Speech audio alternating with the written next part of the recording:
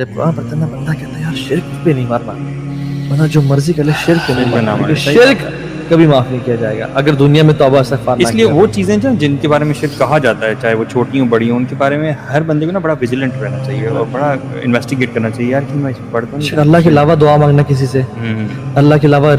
رزق مانگنا، اولاد مانگنا،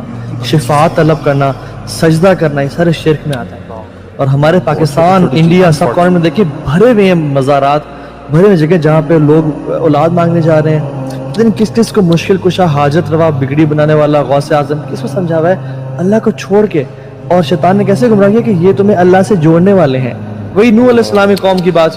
جسے شیطان نے گمراہ کیا تھا۔ تو یہ جو تعویذوں کا کاروبار کیا ایوری سیکنڈ پرسن آپ غور کریں دوسرے بندے نے کرتا ہے، اور زیادہ شکار بھی یار وہ پور فیملیز والے ہیں، نہ اس دنیا میں انہوں نے کچھ پایا اور آخرت میں بھی جو ہے وہ اس طرح سے